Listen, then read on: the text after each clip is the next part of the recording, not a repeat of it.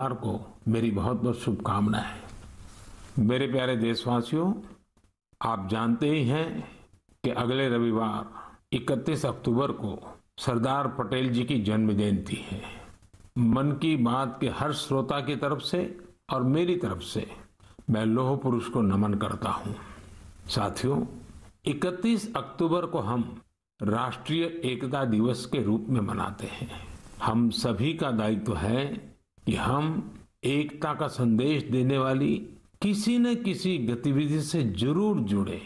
आपने देखा होगा, हाल ही में गुजरात पुलिस ने कच्छ के लखपत किले से स्टैच्यू ऑफ यूनिटी तक बाइक रैली निकाली है। त्रिपुरा पुलिस के जवान तो एकता दिवस मनाने के लिए त्रिपुरा से स्टैच्यू ऑफ यूनिटी तक बाइक रैली कर रहे हैं, यानी पूरब से चलकर पश्चिम तक देश को जोड़ रहे हैं। जम्मू कश्मीर पुलिस के जवान भी उरी से पठानकोट तक ऐसी ही बाइक रैली निकालकर देश की एकता का संदेश दे रहे हैं।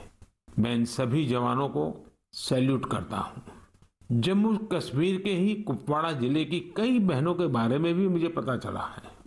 ये बहनें कश्मीर में सेना और सरकारी दफ्तरों के लिए तिरंगा सिलने का काम कर रही हैं। ये काम देशभक्ति की भावना से भरा हुआ है। मैं इन बहनों के जज्बे की सराहना करता हूं। आपको भी भारत की एकता के लिए, भारत की श्रेष्ठता के लिए कुछ न कुछ जरूर करना चाहिए। देखिएगा, आपके मन को कितनी संतुष्टि मिलती है।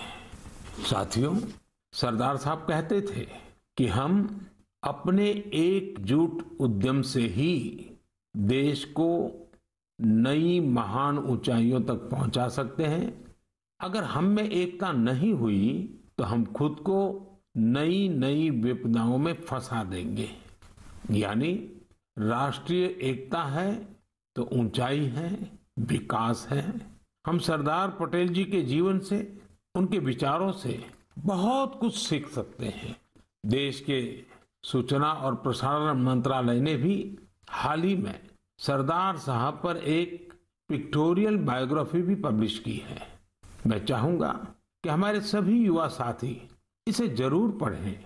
इससे आपको दिलचस्प अंदाज में सरदार साहब के बारे में जानने का अवसर मिलेगा। प्यारे देशवासियों, जीवन निरंतर प्रगति चाहता है, विकास चाहता है, ऊंचाइयों को पार करना चाहता है।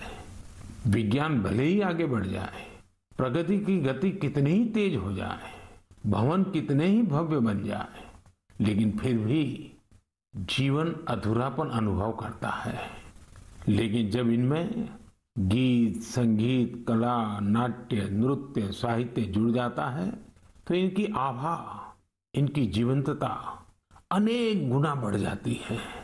एक प्रकार से जीवन को सार्थक बनना है तो ये सब होना भी उतना ही जरूरी होता है। इसलिए कहा जाता है कि सभी विधाएं हमारे जीवन में एक कैटालिस्ट का काम करती है, हमारी ऊर्जा बढ़ाने का काम करती है। मानव मन के अंतर्मन को विकसित करने में, हमारे अंतर्मन की यात्रा का मार्ग बनाने में भी गीत, संगीत और विभिन्न कलाओं की बड़ी भूमिका होती है। और उनकी एक बड़ी ताकत ये होती है कि इन्हें न समय बांध सकता है, न सीमा बांध सकती है और न ही मत मतांतर बांध सकता है।